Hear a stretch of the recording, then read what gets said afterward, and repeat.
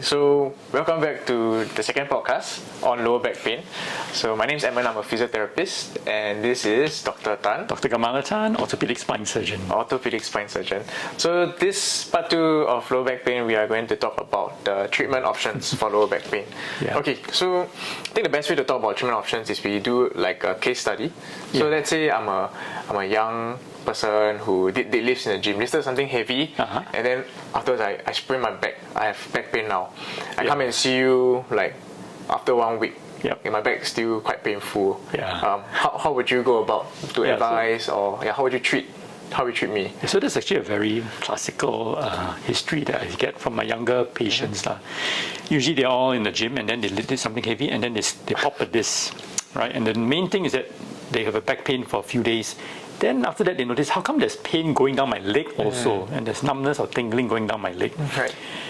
I mean, most of them would have seen a family physician or GP. They might or might not have gotten an X-ray, and then they come in, the X-ray looks fairly normal. Proceed to do an MRI scan, because by the time the history and physical examination would have suggested a sciatica. And then once the MRI comes back, we can then confirm whether it's a slip disc because of the sciatica. Now, let's say it's a slip disc, what we call a prolapsed intervertebral disc. PID. A PID, right? Then treatment can be divided into two things, which is surgical and non-surgical. Of course, we always start with non-surgical first. Right. And non-surgical treatment is, number one, is always medication and therapy. Right. So medication, we've got three levels. Level 1 is just Panadol, and muscle relaxants, right? Which is paracetamol and a muscle relaxant. Normally we call it Anorex or Norgesic. Then level 2 is all the anti-inflammatories, the non-steroidal anti-inflammatories. So of course you got the common ones like Synflex, Acoxia, Celebrex. Those are the standard non-steroidal anti-inflammatories. And then the level 3 one are the so-called opioids, the synthetic opioids. Things like Tramadol, Oxycontin, Oxynorm, Targin. So those can be addictive. So we have to be very careful when we prescribe the opioids. Usually they're given for severe pain. That means your visual analog scale of pain from a 0 to 10 is about 6, 7, or 8, or even 9, 10.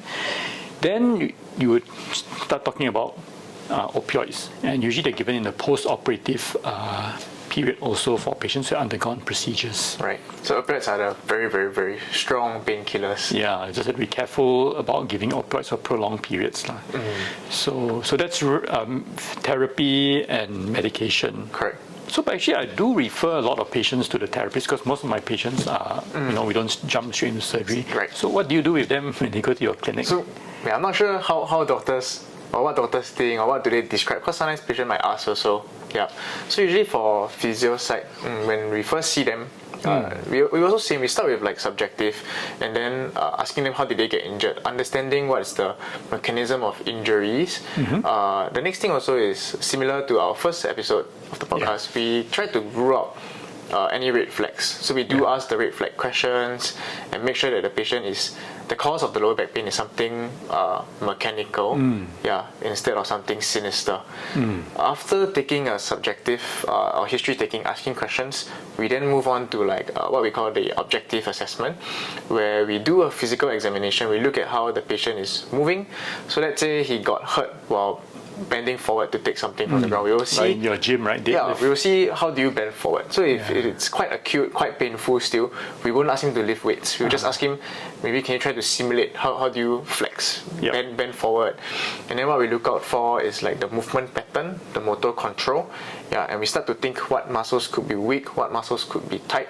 So sometimes, usually we see like core weakness, poor activation of the core, glute weakness, like some tightness of the muscles around the spine and hip regions as well. Then through the physical exam, helps us to understand what is the impairment, and then we proceed to treat it through exercise. Sometimes also, if let's say they just strain their back, right, the muscles are quite in a bit of a spasm, we can do like gentle soft tissue release or massage, like Afro-Rush techniques. Some people also can benefit from a little bit of heat therapy, or like a warm heat pack, just to help the muscles relax and break out of that spasm. That can help to bring the pain down. temporarily initially. Yeah, but this is assuming it's a very simple, acute, very very clear MOI, not the chronic pain kind. This is generally what we do. In the first few weeks, and hopefully we see some good results from physio itself. But I think that could be an entire podcast, right? Yeah, what I think physiotherapists do, what does a chiro do, what does an osteopath do? Right, so I can't answer for chiros and osteos, but if you guys are watching, you want to know what are some physio stretches, exercises you can do, or if you want to have a glimpse of what assessments we do, so you just let us know in the comments below, right? But coming back to our podcast today, we were talking about treatment options, right? So let's say if there's a nerve component as well, in terms of, it's still medication and physiotherapy first usually. So in terms of medication, what kind of medications would you give then if there's like a bit of a nervy component to it? So there's a neuropathic pain. In addition to the pain medications I mentioned, is we can give Lyrica or Gabapentin, which are for neuropathic pain. Right. Usually I prefer Lyrica because they have a faster onset. It does take a few days to build up to the therapeutic level, so you just can't take one tablet once a day and then wait for it and expect. You need to take it for a few days to build up. Then you see whether it's working. It does make you a bit drowsy, so you usually advise my patients to take it after dinner, so it doesn't really affect them in the morning. Right? But if it's of course very painful, some of them take it twice a day. Yep. So that's for patients with a neuropathic pain. Sometimes we also give vitamin B12, vitamin B complex with vitamin E, plus minus. It's supposed to nourish the nerves, but whether or not it works, it's plus minus. It helps sometimes. Yeah. So these are the main things. Analgesia, maybe a neuropathic pain medication like Lyrica or Gabapentin, and plus minus vitamins. So otherwise is again afterwards on top of these medications then physiotherapy as well. So we do part of the assessment. If there's a nerve component, we can do some neurotension tests like the straight leg raise to see whether that could be contributing to your symptoms, and if it is, we can do some nerve glides just to kind of soothe the nerve and hopefully bring the pain down. But it really depends on the patient's symptoms, and especially going back to the mechanism of injury. So in this case, the first case study was we carried something heavy and then we strained our back. But let's say right now, given again the aging population, if I'm someone who is a bit more senior, balance is not so good, or maybe it was raining, I was rushing to cross the road and I fell down and hurt my back. So in this case, how would the treatment look like? So in the elderly population, we are usually a bit more suspicious for fractures, and we need to exclude it. So if it's an elderly patient who comes to my clinic for that, I would actually do an X-ray almost immediately, just to make sure it's not a fracture. If it's not a fracture, then at least we're in the clear. You can send them for therapy, give them medication, reassure them you'll get better over time. Most of back pain most of them self-resolve with time. But let's say going back to the one with the sciatica after a deadlift, let's say medication therapy doesn't help, then the next thing we can do is something more invasive, which is an injection. So we can give a steroid nerve root block to numb the nerve, but usually I would advise patients it's temporary.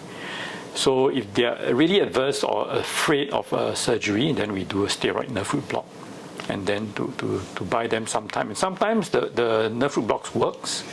Most of the time the pain comes back after a few weeks. But if it comes back after a few weeks, at least then they're more amenable to something surgical, having gone through an injection prior to that. But steroids, the bad thing about it is that it can cause scarring around the nerves. So as surgeons, when we go in, we do find a bit of scarring, and it makes our life a little bit harder when we're trying to free the nerves from the disc. And we do tell patients that if you had previous steroid injections, a bit scarring, I have to be more careful when I go in and tease out the nerves away from the disc, and there might be a slightly higher chance of a nerve root injury, but usually we just take more time, everything will be fine. So now we have talked about how usually we would try conservative approaches, so non-surgical approaches, which is through medication, through some physiotherapy and rest. And then now let's look maybe a bit more closer into what you do very often, which is the surgical components. So assuming 3 months is up, still having back pain, or assuming, let's say the pain is very, very intense, very debilitating, and it's like pain shooting down the leg, and let's say surgery is more indicated now. So maybe you could describe to all of us, including me, what are some of the different types of surgery Yeah. that you do? For a slip disc, it's called discectomy. Right. The idea is to remove the offending disc material, which is pressing on the nerve, and then the nerve is not in pain. How we do it, there were several ways to skin the cat. When I first started off as a spine trainee, we did it so-called mini open. We put in a Mayerding retractor, and then we make a small incision, and then we remove the lamina and the flavum and remove the disc. All right. Now, most surgeons use a tubular, using a small little tube. So it's a so-called MIS, minimally invasive spine. Right. Then they put a tube down using an operating microscope. They drill out the bone. Similarly, they remove the disc without injuring the nerve. More recently in Singapore, in the last 5 years, people are doing endoscopic spine. So they actually took the arthroscope from the knee, and then they put it into the spine, and then it's called endoscopic spine discectomy, which can be done either with a uniportal or biportal approach.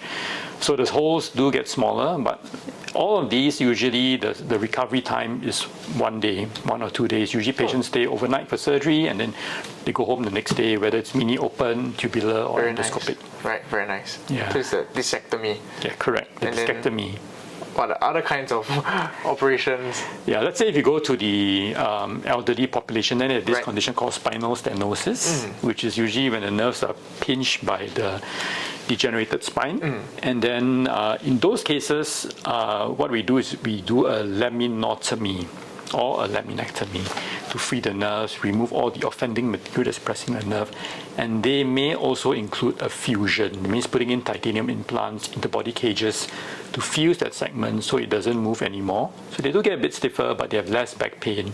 And then the nerves are also freed. So for spine surgery, there are usually 3 main things that we do as a spine surgeon for lumbar spine surgery, which is the discectomy, which you mentioned about, then the laminotomy, laminectomy decompression, and thirdly is a lumbar spine fusion, these 3 things. These are 3 main surgical methods, surgeries that you perform for back pain patients. Correct. Okay. Is there anything else that we missed for the treatment options?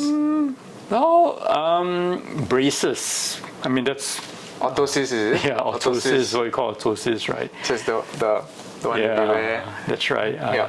So those are plus minus. There's the literature on orthosis is plus minus.